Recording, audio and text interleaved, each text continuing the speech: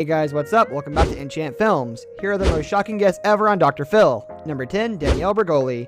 You have to be pretty darn memorable on this program to become a meme. Danielle Bregoli, now known as the rapper Bad Baby, both stunned and entertained the world when she appeared on Dr. Phil, and her signature catchphrase, "Cash me outside, how about that?"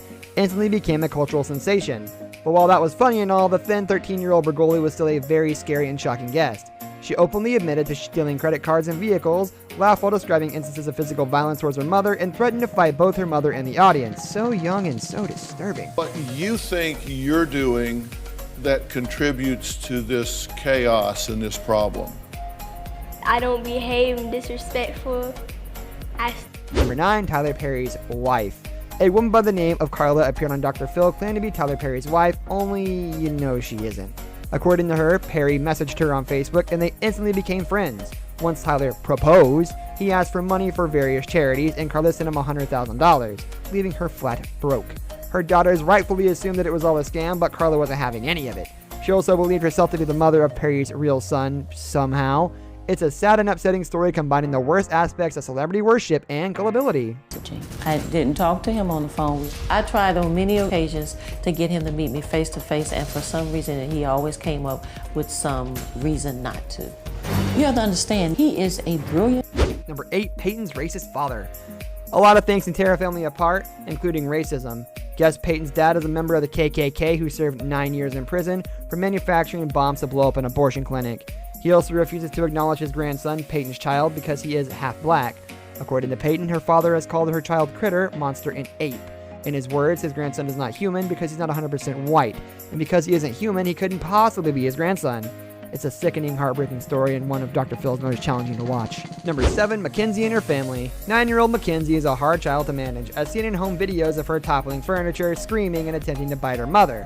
Her mother also claims that she has punched her brother in the face, thrown scissors at a teacher, and attempted to topple her cousin's crib. She also relays a horrific story of the time McKenzie stood in traffic hoping to die. She's definitely a disturbed child, and her ongoing treatment, including heavy doses of pharmaceuticals, isn't any comfort or help.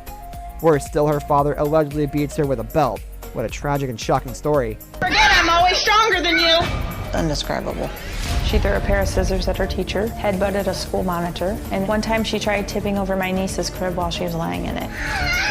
Number 6, Tanya Ramirez. Now here's a story for the ages. A 29-year-old teacher by the name of Tanya Ramirez gave her phone number to a 17-year-old student.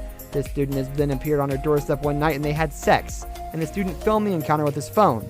He then distributed the video to his friends, and it soon spread throughout the school, leading to Ramirez's termination and a second-degree felony charge. She, in turn, sued the student and his mother for defamation. To make matters worse, the student's mother called the sex tape not that good, implying that she, watched her son's sex tape. You can't make stuff like this up. Number 5, Patricia. It doesn't get much worse than lying about cancer to get attention. A woman by the name of Patricia claimed to have had stage 3 cancer, and according to Patricia's daughter, she had told her story on a local news channel to receive attention and collect possible donations. Patricia then told Phil that she had brain cancer, had numerous tumors removed, and that her entire face was attached for the procedure.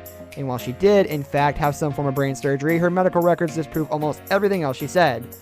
According to Patricia's daughter, she made the story up after her husband died. It's exploitation, but hey, that's Dr. Phil. Number 4, Eska. Here's another awful story featuring 12-year-old Eska. According to her parents, Eska is out of control, to put it mildly. How so? Well, she chases her siblings with knives, chokes her sister, and sets fires to comforters. They also say that she once killed the family hamster with a flashlight and squeezed a baby bird to death after finding a nest outside. According to Eska, the voices in her head told her to do it. This is, by any standard, a terribly sad and disturbing case, and Eska is easily one of Dr. Phil's most troubled guests. Number 3, Burke Ramsey. In 1996, child beauty queen JonBenet Ramsey was murdered in her house. The case remains unsolved, and after 20 years, her brother Burke broke his silence and granted an exclusive interview to Dr. Phil. Some people took issue with it. Many viewers noted Burke's awkward and fidgety demeanor and found him unsettlingly unreliable. This forced Dr. Phil to defend Burke on his show, claiming that Burke was just nervous. Burke is a shocking guest not only because of his emergence after 20 years of the horrific account of the night his sister was killed, but because his appearance caused so much controversy and discussion on the media. Number 2, Nikki. In this episode, we watch as a heroin addict is chastised by her family. However, Nikki is no ordinary junkie. She is an 8-month pregnant opiate addict.